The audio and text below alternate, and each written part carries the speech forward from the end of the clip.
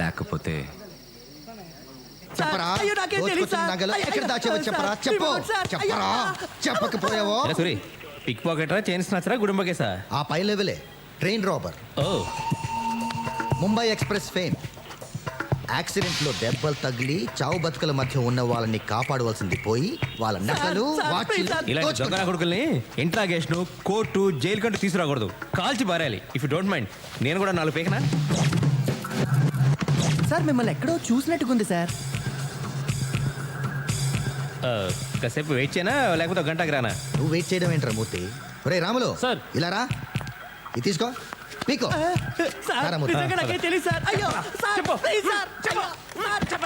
చెప్పరా మూర్తి, ఏ పని మీద వచ్చావు? రాజ్యం బజార్కి వెళ్ళినప్పుడు ఎవడో దొంగ మా ఇంట్లో టేప్ రికార్డ్ ఎత్తికెళ్ళేట్రా. అసలు పరాయి వాళ్ళ సొమ్ము ఎత్తుకెళ్ళడానికి ఎవరికైనా చేతులు ఎలా వస్తాయరా? మన దాకా వస్తే కానీ తెలియదంటారు. అందుకే ఏం లేదురా, పోలీసులు అసమర్థులు అవినీతి పరులని అడ్డగోలుగా రాసే జర్నలిస్టులకు తమకేమైనా అపకారం జరిగితే మాత్రం అదే పోలీసులు దేవుళ్ళ కనిపిస్తారు. దేవుళ్ళేరా, ఖచ్చితంగా దేవుళ్ళే. బాబు నా టేప్ రికార్డర్ సంగతి చూడు, కంప్లైంట్ కూడా రాసిచ్చాను. 4 రోజుల టైం ఇవ్వరా, నీ టేప్ రికార్డర్ అయినా పట్టుకుంటా, లేదా ఇంకో టేప్ రికార్డర్ అయినా నీకు అప్పగిస్తా, సరేనా? నా టేప్ రికార్డర్ దొరికితే పర్వాలేదు, లేకపోతే why don't you give me a laptop if you don't mind. You don't mind but I'm afraid that's not possible. కంప్లైంట్లో ఏది పోయిందని రాస్తే అదో అలాంటిది ఇంకోటి ఇవ్వగలం, కానీ పోయిందని చెప్పేది ఒకటి మేమిచ్చేది ఒకటి అయితే కుదరదమ్మా మూర్తి. ఈ సంగతి ముందే ఎందుకు చెప్పలేదురా? పోలే టేప్ రికార్డర్ ఇప్పించరా, కాకపోతే దానికంటే ఖరీదైంది కొత్తది ఇప్పించు. దేవుడు ఏది ఇస్తే అదే ప్రాప్తం. ట్రైన్ యాక్సిడెంట్లో పోయిన వజ్రాలకే దిక్కులేదు, ఇదంతా వజ్రాలు లేవు, బొంగు లేదు, అదంతా ట్రాష్. ఎవడో పుకారు పుట్టించాడు. నేను అదే అనుకున్నాలే.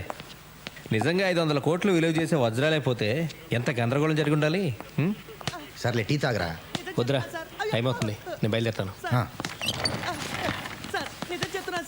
ఒరే నా టేప్ రికార్డర్ సంగతి మర్చిపోకు. సర్లేరా, ఏదైనా మంచి ఇంపార్టెంట్ బ్రాండ్ ఇప్పించు, సోనీ కానీ లేకపోతే శాంసంగ్ కానీ. ఓకే, కొంచెం కాస్ట్లీ పీస్ అయితే ఇంకా మంచిది, సరేనా? ఆ రోజు రాత్రి ముంబై ఎక్స్ప్రెస్ లో S4 లో చూడరా, ఈ రోజు చూశానన్నాడు, రేపు దొంగతనం కూడా చేశానంటాడు. అసలు నా ఇంట్లో దొంగతనం కేసు కూడా వీడి మీద బనాయించేయి, ఎక్క కుదురుద్ది కదా. ఓకే వస్తాను రా, నువ్వు బయలుదేరరా. సార్ ఆయన్ని ఎక్కడ చూసావురా? యాక్సిడెంట్ అయిన ముంబై ఎక్స్ప్రెస్ లో S4 లో చూశాను సార్. అక్కడ నువ్వేం చేస్తున్నావురా? భజన చేసుకుంటున్నా. వాటిని మూడో కంటికి తెలియకుండా ఎప్పుడు మార్చి క్యాష్ తెచ్చుకుంటాం, ఎప్పుడు బంగ్లా కొంటాం, ఎప్పుడు కారు కొంటాం. మనం ముంబైకి వెళ్ళి ఓ నగల దుకాణం పెట్టేద్దాం, సిరి డైమండ్స్. రాజ్యం, మన టేప్ రికార్డర్ మనకు దొరికేసినట్టేనా? మనదంటే మంది కాదు, పోలీసులు దాని బదులు ఇంకోటి ఇస్తారన్నమాట. అదేంటి? ఏముంది, ఏ దొంగనో పట్టుకొని వాడి చేత కొనిపించో, అవసరమైతే ఇంకో ఇంట్లో దొంగతనం చేయించో, మనకు టేప్ రికార్డర్ ఇస్తారు. మనకు అంతకంటే కావాల్సిందే ఉంది, ఏమంటో? ఇందుకు నాకు బహుమతి ఏం లేదా? మనకి ఇంకో హ్యాపీ న్యూస్ ఏంటంటే ఆ ధీరులాల్ సూట్ కేసు పోవడం, వజ్రాలు పోవడం అంతా ఒకటిదేనట. అందువల్ల మనం ఏమీ నష్టపోలేదు. మరి ఆ వజ్రాలు కొంపతీసవి నకిలీ వజ్రాలా? ఓరి దేవుడా, ఇంత మోసం చేస్తావా? ముంబైలో వజ్రాల షాప్కి సిరి డైమండ్స్ అని పేరు కూడా పెట్టేశానే.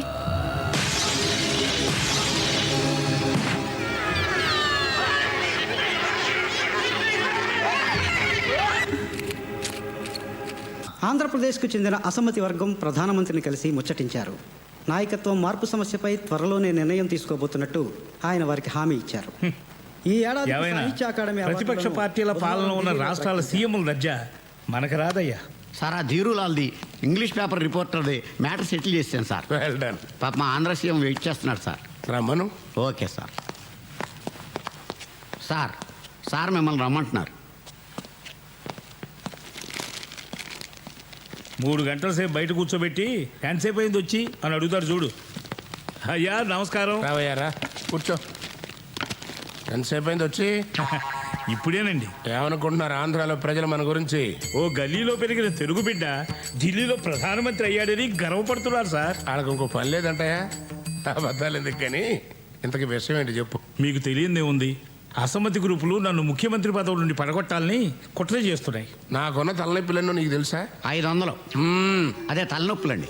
ఇన్ని తలనొప్పులతో నేను చేస్తుంటే మధ్యలో నీ తలనొప్పేటే జానాబెత్తిన రాష్ట్రం అసమ్మతి లేకుండా చూసుకోలేవు. అసమ్మతి లేకుండా ఎవరు మాత్రం చూసుకోగలరు సార్? అసలు ఇంట్లో అసమ్మతి లేకుండా చూసుకోవడం ఎంత కష్టమో మీకు తెలిసిందే కదా. అంటే అప్పుడు నేను సీఎం చేయడమే కాకుండా ఇప్పుడు నిన్ను నా కుర్చీలోంచి ఎవడు దింపేయకుండా కాపలాగా ఉద్యోగం కూడా నాదేనంటావు. ఓ పని చేస్తారయ్యా, పిఎంసీ వదిలేసి నీకు సెక్యూరిటీ గార్డుగా వస్తా. నారు పోసిన వాడే నీరు పోయడానికి సందేహిస్తే ఎలా సార్? అదే నేను అనేది. నారెందుకు పోయాలి, ఇప్పుడు నీరు పోయడానికి ఎందుకు ప్రయత్నం చేయాలి? నీరు ఎందుకు పోయాలంటే సార్, బీరు పోస్తే బాగోదు కాబట్టి. ఆ, నేను లేకపోతే మీరు చెప్పేది దీనికి అర్థం అవ్వదు. చెప్పండి. హె, రాజకీయం సంగతి అలా ఉంచండి. తమ నీడలో బతుకుతున్నాను. పోయిన ఆ సూట్ కేసు తమరు నాకు అమ్మేయాలి. ఎలా తెలుసు, ఎందుకు తెలుసు అని మాత్రం అడగండి. ఎలాగైనా ఆ సూట్ కేసుని వెతికించి తమ గురుదక్షిణగా సమర్పించుకుంటాను. ఒకవేళ దొరకకపోతే ఏమండి, మీరు ఆయనకి 3 ఏళ్ళు ఆయుష్ పోస్తే 500 కోట్ల రూపాయలతో సూట్ కేసు తయారు చేసి పౌల్లో పట్టుకొచ్చి మీకు ఇస్తారు. ఏమండి ఓంకారేశ్వరరావు గారు? చెత్తం పదవి ఉంటే పూలేం కర్మ, పూల విమానంలోనే పంపించుకుంటాను. ఇంకా నయం ట్రైన్ అన్నారు కాదు. మరే సరేనయ్యా, ఇక నుంచి మన ఇద్దరం పార్ట్నర్స్. ఆ. నేను ఢిల్లీలో పిఎం గా ఉన్నంత కాలం ఆ. నువ్వు ఆంధ్రాకి సీఎం ఖాయం. నేను మీ దగ్గర పిఎం ఖాయం, అదే పర్సనల్ మేనేజర్. స్వామి, ఆ సూట్ కేసు గురించి పిఎం గారు చాలా డిస్టర్బ్డ్గా ఉన్నారు. అది ఎంత తొందరగా దొరికితే దేశానికి అంత క్షేమం. అంతా భైరవుడి దయ. 48 గంటల పాటు అఖండ పూజ చెయ్యాలి. దానికి 2 కోట్లు ఖర్చు అవుతుంది. 2 కోట్ల? చాలా తక్కువ కదా, అయితే ఇంకోటి కలుపుకో. ఏకకాలంలో 108 ప్రదేశాల్లో పూజ చేయాలి. కనీసం 3 ఆ భైరవుడికి బలివ్వాలి. ఎక్కడ ట్రైన్ యాక్సిడెంట్ జరిగిందో అక్కడే బలివ్వాలి. నరబలంటే హత్యలు చేయటమా స్వామి? భైరవ నీవు గంతో కాల్చి ఎన్కౌంటర్ అంటావు కదా, అలాగే భైరవుడికి ఇచ్చేదాన్ని హత్య అనకూడదు నాయన, ప్రేమతో బలి అనాలి. ఓకే? అయినా 500 కోట్ల రూపాయల వజ్రాలు తిరిగి దక్కాలంటే మేం చెప్పిందల్లా చెయ్యాలి. అధిక ప్రసంగం మాకు ఇష్టం ఉండదు. కోపడకండి స్వామి, అన్నీ మీరు చెప్పినట్టే చేస్తాం. మామూలు బలిలేం కర్మ, కన్ని పిల్లల 3 బలి ఇవ్వమన్నా ఇస్తాం. ఇంతకీ ఎవరిని బలిమ్మంటారు? దొంగలైనా పర్వాలేదా? నక్సలైట్ అయినా పర్వాలేదా? పోనీ పౌర హక్కుల సంఘం వాళ్ళైనా పర్వాలేదా? పోలీసులైనా పర్వాలేదయ్యా. 1 కోటి రూపాయల అడ్వాన్స్ పంపండి. రేపు ఉదయమే పూజ మొదలు పెడతా. ఎల్లుండి రాత్రి కల్లా మనుషుల్ని సిద్ధం చేసుకోండి. మంత్రించిన పసుపు తాళ్ళు ఇస్తాను, వాటితో ఉరేసి చంపాలి. చంపి వాళ్ళని పట్టాల మీద పడేయాలి. బలిచ్చేవాణ్ణి బలయ్యే వాళ్ళని మీరే చూసుకోవాలి. దాని మీద ఏదైనా కేసు అయితే నాకు సంబంధం లేదు. డీజీపీ గారు స్వహస్తాలతో చేస్తే బాగుంటుంది. అమ్మో, నా చేతులతో నేను చేయను. అవసరమైతే ఇతన్ని మార్చండి. ఈ పని చేయడానికి సిద్ధపడ్డవాడిని ఈ పదవిలో నియమించండి. ముందు సూట్ కేసు పంపండి. చెప్తాం. రాజ్యం గారు బాగున్నారా? బాగున్నాను, కూర్చోండి. పని పాట ఉంటుంది. పొద్దున్నే దిగాడు నసగాడు. రాజ్యం, చంద్రరావు కూడా కాఫీ తీసురా. దీనికి పాలు వేస్ట్. ఏంట్రా, ఎనీథింగ్ స్పెషల్? ఏంటది పొద్దున వచ్చావు? ఓ కేసు పని మీద సూర్యుడిని కలిసి వస్తున్నా. నేను కూడా నిన్న రాత్రి కలిసేవాడిని. నా మ్యూజిక్ సిస్టమ్ పోయిందని కంప్లైంట్ ఇవ్వడానికి. ఇంకోటి అరేంజ్ చేస్తానని ప్రామిస్ చేశాడులే. ఏరా, నీకు తెలుసా అసలు వజ్రాలు పోలేదట? సూర్యుడు చెప్పాడు.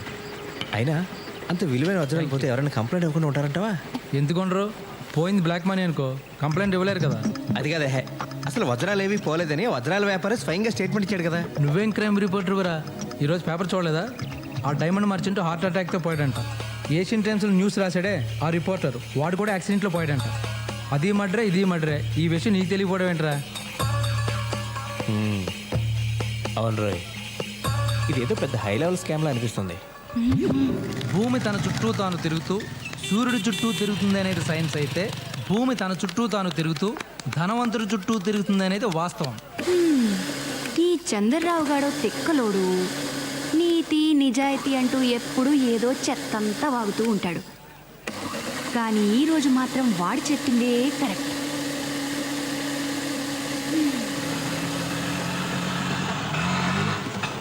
ఇది చాలా కాస్ట్లీ ఏరియానే. మనం ఇచ్చే రెంట్కి ఇక్కడ టెంట్ కూడా వేసుకునేవారు. ఆటో ఆ పాపు వెనక్కి తీసుకోవా కొంచెం. మనం ఇక్కడ రెంట్కి ఇల్లు చూడడానికి వచ్చాం, కొనడానికి కాదు. నువ్వు ఉండవే, నీ పెనమావ గారు పోతే టెంట్లు రెంట్లేం కర్మే, కొంటమే కొంటాం. అయినా చూడాలి, నష్టమే ఉంది. ముందే చూసుకుని ఉంచుకుంటే మంచిది కదా. అన్నిటికీ ఉండాలి ప్లానింగ్. ఓ 5-6 కోట్లు ఉంటుంది కదా. మన దగ్గర ఉన్నవి 100 కోట్లు కాదే, 100 రూపాయల నోట్లు. రావే వెళ్ళిపోదాం. నువ్వు ఉండవే. ఇల్లు చూడడానికి వచ్చాం. అయ్యే మేడం. నా మాట వినవే. అయ్యే మేడం. మేడం ఆప్కా విజిటింగ్ కార్డ్. Card card. మా ఇంటి వారు ఇల్లు ఖాళీ చేయమన్నాడని నీకు చెప్పడం, నీతో పాటు ఇలా ఇల్లు చూడడానికి నేను తిరగడం నాది బుద్ధి తక్కువ.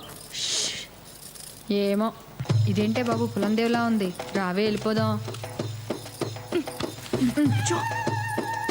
Yes please. ఇల్లు అమ్ముతామని బోర్డు పెట్టారు కదా. వాచ్మెన్ లేడా? వాడన్నీ చెప్పుండాలే. 5 కోట్లు అవుద్ది, చూస్తారా? చూడ్డానికి వచ్చాం, కొనడానికి కాదా? ఫస్ట్ చూడాలి కదా. రేయ్ మేడం. వీళ్ళకంటా ఇల్లు చూపించు. Okay madam. ఏయ్ వాళ్ళని చెప్పులు బయట ఇడిచిరమ్మని చెప్పు.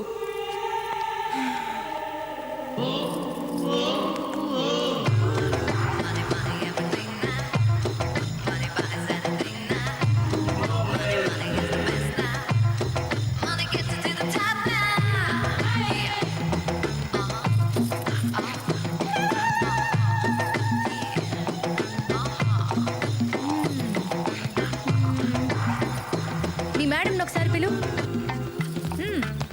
ఎందుకే రాణి. ఇల్లు ఎలా ఉంది? చల్లగా ఉందండి. ఏసీ పెట్టారా? ఇల్లు బాగుందండి. ఎందుకు అమ్మాలనుకుంటున్నారు? వాస్తు ప్రాబ్లమా, ఆస్తి ప్రాబ్లమా, మనీ ప్రాబ్లమా? Money problem. మనీ ఎక్కువై ఇల్లు తక్కువైపోయింది. అందుకే విశాలంగా వేరే చోట కట్టుకుంటున్నాం. అంతేగాని మాకేం ప్రాబ్లమ్స్ ఉంటాయి? 5 కోట్లు అంటున్నారు. వుడెన్ ఫ్లోరింగ్ లేదు, ఇంకా చిన్న స్విమ్మింగ్ పూల్ కూడా లేదు.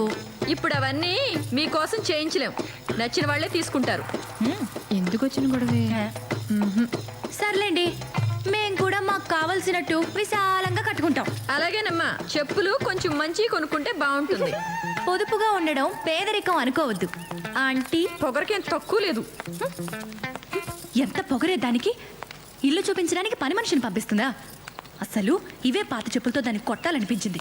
దాన్ని అనుకుని ఏం లాభరాజ్యం? ఇంత పెద్ద బిల్డింగ్ బేరమాడడానికి వచ్చినప్పుడు కొంచెం బిల్డప్ ఇవ్వక్కర్లేదు.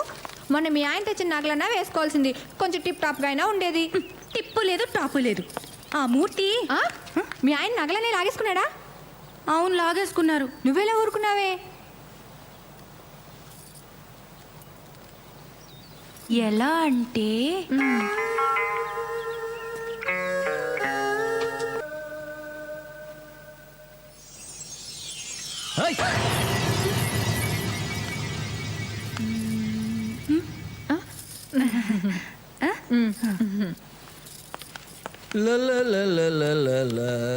ఎక్కడ ఇది?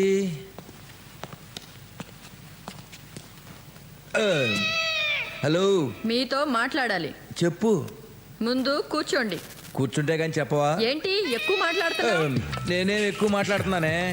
నేను ఇచ్చిన కట్నం డబ్బులతోనూ మా నాన్న రికమెండేషన్తో నువ్వు ఉద్యోగం తెచ్చుకుని కనీసం ఈ ఒక్క పని కూడా సరిగ్గా చేయలేవా నువ్వు? ఇంట్లో పని చేయడానికి పని మనుషులు ఉన్నారు, వంట చేయడానికి వంటాళ్ళు ఉన్నారు, ఇంకేం కావాలి? మరి వంట పని చేయడానికి నీలో లోపం వల్ల ఇప్పటి వరకు పిల్లలు పుట్టలేదు. ఇటు పిల్లలు లేక అటు వజ్రాలు లేక ఎందుకు నీ బతుకు?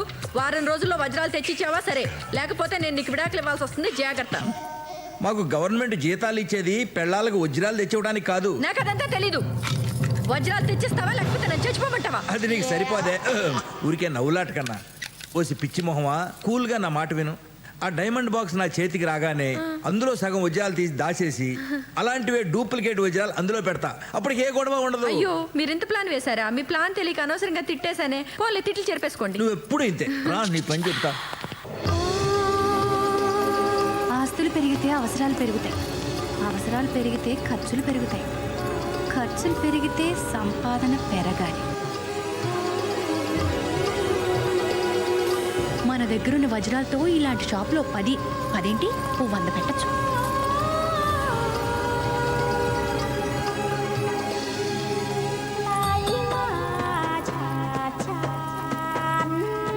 ఏం కావాలమ్మా? షాప్ ప్రొప్రైటర్ కానీ మేనేజర్ కానీ ఎవరైనా ఉన్నారా? అన్నీ నేనే. ఓ, చూడమ్మా, ప్రస్తుతానికి మా దగ్గర ఉద్యోగాలు ఏం ఖాళీ లేవమ్మా. నా దగ్గర ఉన్నాయిలేండి. అమ్మా, నా పేరు సులోచన రాణి. నేను నవల్స్ రాస్తూ ఉంటాను. సంతోషం అమ్మా. నేను నవలు చదవనమ్మా. అయినా ఎవరు చదివినా చదవకపోయినా రాసేవాళ్ళు రాసుకోవచ్చమ్మా, అమ్ముకోవచ్చమ్మా. నవలలు రాయడం నేరం ఏం కాదమ్మా. బోలియే, ఏం పని మీద వచ్చారో చెప్పండి. నా నవల్లో ఒక పాత్ర ఉందండి. ఆవిడికి ఒక నిధి దొరుకుతుంది. ఎన్నో వందల కోట్ల రూపాయలు విలువ చేసే వజ్రాలు దొరుకుతాయి. వాటిని అమ్మడం కంటే వజ్రాల దుకాణం పెడితే బాగుంటుందని ఆవిడ అనుకుంటుంది. నవల కదమ్మా, ఎలాగైనా అనుకోవచ్చమ్మా. ఇది నవలన్న సంగతి పక్కన పెట్టండి. ఒక్కవేళ నాకే దొరికాయనుకోండి, నేనేం చేయాలి? దీనికి లైసెన్స్ అవసరమా? ఎవరికి అప్లై చేయాలి? ఫీ ఎంత ఉంటుంది? ఈ షో కేసులు ఫర్నిచర్లకు ఎంత అవుతుంది? షాప్ రెంట్ ఎంత? పగిడి ఎంత? ఇలాంటి వివరాలు మీరు నాకు చెప్పాలి. నవల రాయడానికి ఇంత కష్టపడాలమ్మా? ఆయన తోచినట్టు రాసుకోవచ్చు కదమ్మా. ఎవరు చదువుతారు, ఎవరు అడుగుతారమ్మా?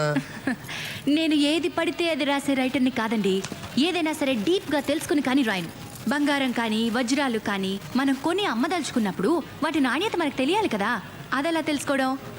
ఈ వ్యాపారంలో అందాజుగా లాభాలు ఎంతుంటాయి? ఇలాంటి వివరాలు నాకు కావాలి. నేను ఈ వ్యాపారం ఎత్తేసుకున్నాక తీరిగ్గా ఒక పుస్తకం రాస్తానమ్మా. నీకు కావాల్సిన వివరాలన్నీ ఆ పుస్తకంలో చదువుకోవచ్చమ్మా. ఇప్పుడు కాస్త గిరాకీ టైం కదమ్మా, నన్ను కాస్త వ్యాపారం చేసుకొని అమ్మా. వచ్చే మంగళవారం రండమ్మా. అప్పటిదాకా మాఫ్ కరో అమ్మా. చాలా థ్యాంక్స్ అండి. రేపు మంగళవారం పొద్దునే వస్తానండి. పొద్దున్నే అంటే 10 తర్వాత అమ్మా మా షాప్ తెరిచేది. ఓహో, వస్తానండి.